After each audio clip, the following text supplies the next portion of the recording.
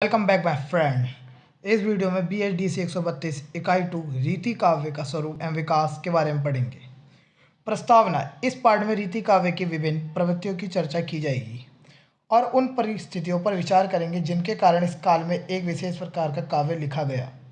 1643 ईस्वी से लेकर 1843 ईस्वी तक का काल हिंदी साहित्य के इतिहास में रीति काल के नाम से जाना जाता है। रीति शब्द का हिंदी में सामान्य अर्थ है काव्य की प्रणाली, काव्य पद्धति, काव्य लक्षण, ग्रंथों की शैली का अनुकरण, रूढ़ कवि मार्ग आदि। जिन ग्रंथों में काव्य के विभिन्न अंगों का लक्षण उदाहरण सहित विवेचन होता है उन्हें रीति ग्रंथ कहते हैं और जिस विधान के अनुसार यह विवेचन होता है उसे रीति शास्त्र कहते हैं। पद्माकर ने अपने ग्रंथ पद्मवारण में अलंकार चर्चा को स्पष्ट रूप से अलंकार रीति नाम दिया। शुक्ल जी के रीति काल को आचार्य विश्वनाथ प्रसाद मिश्र ने श्रृंगार काल नाम दिया। इन सब बातों की जानकारी को इस इकाई में पढ़ेंगे। इनमें मेन 5 टॉपिक हैं: रीतिकालीन परिस्थितियाँ, दूसरा रीति काव्य, तीसरा रीति काव्य के साहित्य प्रवृत्तियाँ, चौथा शिल्प पक्ष, पांचवा रीति काल के प्रमुख कवि। रीतिकालीन परिस्थितियाँ: साहित्य अपने युग की उपज होता है। निश्चित रूप से साहित्य का सामाजिक, आर्थिक, सांस्कृतिक और साहित्यिक आधार होता है। इस आधार पर किन्हीं विशेष वर्गों की रुचियों स्थितियों का प्रभाव पड़ता है। वास्तविकता यह है कि सामाजिक आर्थिक जीवन से अलग हवा में काव्य रुचि का निर्माण नहीं होता है। रीति काव्य की परंपरा विशेष स्थिति परिस्थिति में फूली फली थी और सामंती व्यवस्था के विकृत रूप का वह प्रतिछाया थी। रीति काल के अधिकांश कवि राज दरबारों से संबंध थे। अकबर के बाद के मुगल सम्राट और उनके दरबारी विलासी थे। आइए हम उन परिस्थितियों पर विस्तार से विचार करें जिनसे प्रभावित होकर रीति काव्य लिखा गया। इन परिस्थितियों को 3 भागों में बांटा गया: राजनीतिक, सामाजिक और सांस्कृतिक। पहला, राजनीतिक परिस्थिति। सन 1643 ईस्वी में भारत के सिंहासन पर शाहजहां आसीन हुआ। इस काल में मुगल वैभव अपने चरम उत्कर्ष पर था। मुगलों के पास 22 सूबे थे, देश में शांति थी, खजाना माला माल था, कला संगीत वैभव पर था। सन 1658 में शाहजहां के बीमार पड़ने के बाद उसके पुत्रों के मध्य सिंहासन के लिए युद्ध हुए, जो रीति काल के आरंभ की सबसे अधिक महत्वपूर्ण राजनीतिक घटना है। शाहजहां के बड़े पुत्र दार शिकोह को रौंद कर औरंगजेब ने गद्दी को हथिया लिया, लेकिन औरंगजेब का काल अशांति एवं कलह में ही बीता। राजनीतिक स्थिति के इस काल में पूरा चित्र यह बना कि देश आक्रांत, विलास, जर्जर और विकृत सामंतवाद की इच्छाओं का पतन प्रतीक बन गया। दूसरा, सामाजिक परिस्थिति। आर्थिक और राजनीतिक दृष्टि से समाज 2 वर्गों में विभक्त था: उत्पादक वर्ग और उपभोक्ता वर्ग। उत्पादक वर्ग के अंतर्गत कृषक समुदाय और श्रमजीवी थे तथा उपभोक्ता वर्ग के अंतर्गत राजा से लेकर उनका दरबान और दास तक शामिल था। इन दोनों के बीच एक बड़ा अंतर था: एक शासित था, दूसरा शासक; एक शोषित था, दूसरा शोषक। रीति काव्य का संबंध निम्न वर्ग से नहीं है, क्योंकि इस काल की नायिका खेत में काम करती हुई या गोबर पाथती हुई स्त्री नहीं हो सकती थी। इस काल की कविता का मुख्य संबंध बादशाह, राजा और सामंतों की क्षुधा की पूर्ति से था।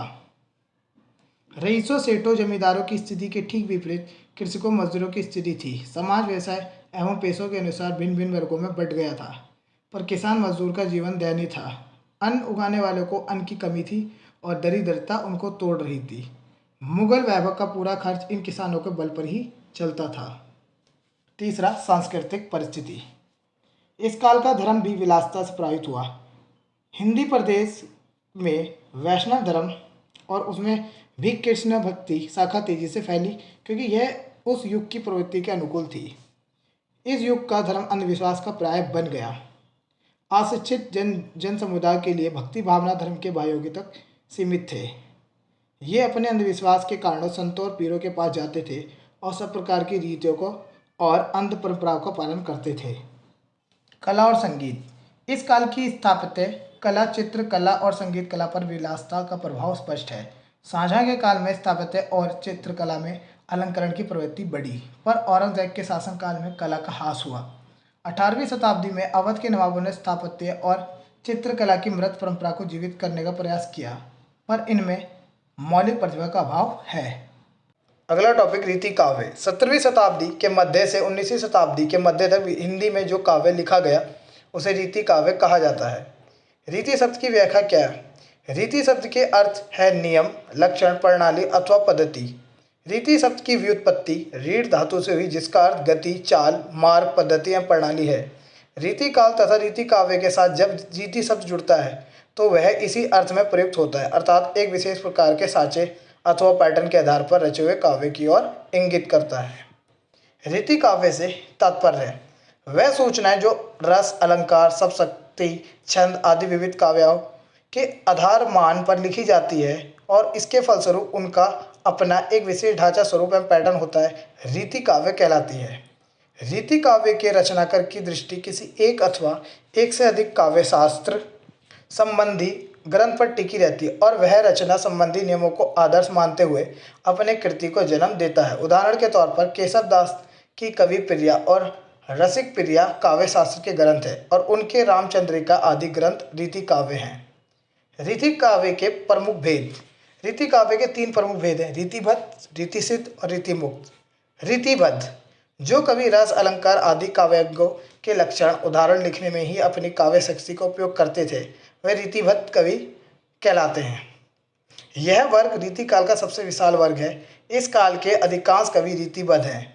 आचार्य रामचंद्र शुक्ल ने रीतिबद्ध कवियों को रीति ग्रंथकार कवि शीर्षक अंतर्गत रखा है, जिसमें उन्होंने 57 कवियों की चर्चा की है। रीतिबद्ध काव्य को अध्ययन से स्पष्ट हो जाता है कि इस वर्ग से कवियों का प्रमुख उद्देश्य काव्य शास्त्र की शिक्षा देना था। दूसरा, रीति सिद्ध जिन कवियों ने लक्षण ग्रंथ तो वहीं नहीं लिखे परंतु अपनी रचनाओं के लिए इन ग्रंथों से प्रेरणा आवश्यक लेते रहे, इनको रीति सिद्ध कवि कहा जाता है। तीसरा, रीति मुक्त जिन कवियों ने ना तो लक्षण ग्रंथ लिखे और ना ही रीतिकालीन परंपरा एवं प्रवृत्ति से प्रभावित, बल्कि इसके विपरीत स्वतंत्र रूप से काव्य रचना करते रहे, उन कवियों को रीति मुक्त कवि माना जाता है। इन कवियों ने जो काव्य लिखा है वह रूढ़ि विरोधी, स्वच्छंद, प्रेम भावना का काव्य है। रीति काव्य का प्रवर्तन। हिंदी में सबसे पहले केशव दास ने काव्य के सभी अंगों का शास्त्रीय ढंग से विवेचन किया। उनके इस ग्रंथ का नाम कवि प्रिया है, पर रीति काव्य की शुरुआत केशव दास से ना मानकर चिंतामणि से मानी जाती है, जिनका काल केशव दास से 50 वर्ष पहले बाद आता है। इसका महत्वपूर्ण कारण यह है कि केशव दास ने जिस काव्य शास्त्रीय परंपरा के आधार पर काव्य का विश्लेषण किया वह पुरानी पद्धति थी। रीति काव्य की साहित्यिक प्रवृत्तियाँ। संस्कृत की दरबारी काव्य परंपरा का रीतिवाद इस काल की स्थिति परिस्थिति का सहारा पाकर प्रबल हो गया। इस रीतिवादी प्रबलता में प्रधान रूप से अलंकार निरूपण, श्रृंगार, चित्रण, बारहमासा वर्णन तथा नायक नायिका भेद की परंपरा को प्रश्रय। संस्कृत की रीतिवादी परंपरा अनुकरण इस हद तक किया गया कि केशव दास, चिंतामणि, मोतीराम एवं भूषण आदि ने कथ्य और कथन दोनों की भंगिमा में सामंत वर्ग की सौंदर्य अभिरुचियों का पोषण किया। रीति ग्रंथों का निर्माण कैसे हुआ? रीति ग्रंथों का निर्माण इस काल की प्रमुख प्रवृत्ति है। रीति ग्रंथ का मतलब उस लक्षण ग्रंथ से है जिसमें काव्यांगों का लक्षण निरूपण करके उनके उदाहरण के रूप में स्वनिर्मित पद दिए जाते थे। इस काल के कवियों ने कविता लिखने की यह प्रणाली बना ली थी कि पहले 2 में लक्षण लिखते थे और फिर उसके उदाहरण के रूप में स्वनिर्मित कविता उपस्थित करते थे। श्रृंगार वर्णन। इस काल के साहित्य में श्रृंगार की प्रधानता है। इसका कारण भी उस काल के सामाजिक संदर्भों, साहित्यों, परंपराओं और राजाओं की मनोवृत्ति में ढूंढा जा सकता है। सामंत वर्ग काम देवता का उपासक था और नारी में काम रीति का स्वाद ही इन्हें प्रिय था। यह अपने जीवन में ही नहीं, कविता में भी श्रृंगार देखना चाहते थे। अतः इस काल के कवियों ने श्रृंगार को केंद्र में रखकर कविता लिखी, पर इस काल के श्रृंगार में संतुलित दृष्टि का भाव है। इसमें प्रेमिका का व्यक्तित्व नहीं उभर सका है। अगला आपका शिल्प पक्ष। भाषा। रीतिकाल की प्रमुख साहित्य भाषा ब्रज थी। मध्य देश की भाषा होने तथा प्रकृति से मधुर होने के कारण उस युग के कवियों की अभिव्यक्ति का यह सर्वोत्तम माध्यम बन गई थी। रीतिकाल भाषा की सजावट का युग था और ब्रज भाषा में कोमल भावों की अभिव्यक्ति की अपार क्षमता थी। अतः रीति कवि न केवल इनके प्रति आकर्षक ही हुआ बल्कि उसने इसको सजाने, संवारने और निखारने में कोई कसर उठा नहीं रखी थी। दूसरा, छंद। रीति काव्य दरबारी मनोवृत्ति का काव्य था, इसलिए इस युग में मुक्तक काव्य रचना का ही प्राधान्य रहा। मुक्तक काव्य रचना के लिए कवि को कुछ चुने हुए छंदों पर ही आश्रित रहना पड़ता है। इसलिए इस युग में कवित्व, सवैया, छप्पे, दोहा, सोरठा, बरवे और रोला जैसे छंद ही प्रचलित हुए जो रीतिकालीन काव्यधारा की प्रकृति के अनुकूल थे। तीसरा, अलंकार। रीतिकाल अलंकारों के विवेचन तथा काव्य में इनके प्रयोग के लिए विशेष प्रसिद्ध है। संभवतः इसलिए मिस्र बंधुओं ने इस युग का नाम अलंकृति काल रखा था। हालांकि यह नाम बहुमत से स्वीकार नहीं हुआ, परंतु इस युग में रचे गए लक्षण और लक्ष्य दोनों प्रकार के ग्रंथों में अलंकारों को ही प्रधानता मिलती रही। वैसे भी उन दिनों अलंकार शास्त्र के समुचित ज्ञान के बिना किसी भी कवि के लिए राजदरबार में प्रवेश प्राप्त करना सुलभ नहीं था। इस पार्ट का लास्ट टॉपिक, रीतिकाल के प्रमुख कवि कौन कौन से थे। पहला, चिंतामणि त्रिपाठी।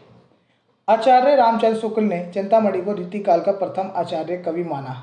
आचार्यत्व और कवि दोनों दृष्टियों से रीतिकालीन काव्य के विकास में इसका स्थान महत्वपूर्ण है। इन्होंने 9 ग्रंथ लिखे थे, जिसमें से आज केवल 5 ही उपलब्ध हैं।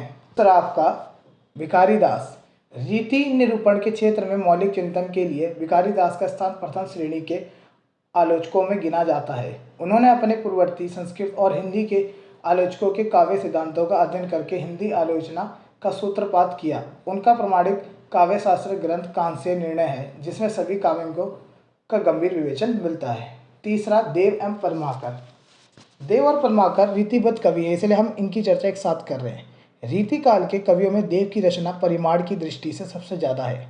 इनमें भाव विलास, अष्टयाम, सुजान, विनोद, प्रेम तरंग आदि उल्लेखनीय हैं। चौथे आपके बिहारी। रीति से कवियों में ही नहीं बल्कि समूचे रीतिकाल में बिहारी का साहित्य अन्यतम है। बिहारी सतसई नामक 700 दोहों की लघु रचना लिखकर जितनी अक्षय कीर्ति बिहारी को प्राप्त हुई, वैसा कोई दूसरा ढूंढ पाना सरल नहीं है। पांचवा, लास्ट, भूषण। भूषण वीर रस के कवि थे। रीतिकाल में श्रृंगार रस की प्रधानता थी, पर भूषण ने आदिकाल की वीर गाथात्मक परंपरा को जिंदा रखा। उन्होंने अपने 2 आश्रयदाताओं छत्रसाल और शिवाजी को अपने वीर काव्य का विषय बनाया। इसी के साथ आपका ये चैप्टर यहाँ ख़त्म होता है। और यदि आपको इस चैप्टर के नोट्स चाहिए तो आप कमेंट में अपनी ईमेल आईडी मेरे को शेयर कर सकते हैं। और इग्नू से रिलेटेड इन्फॉर्मेशन और नोट्स के लिए चैनल को सब्सक्राइब एंड शेयर करना ना भूलें।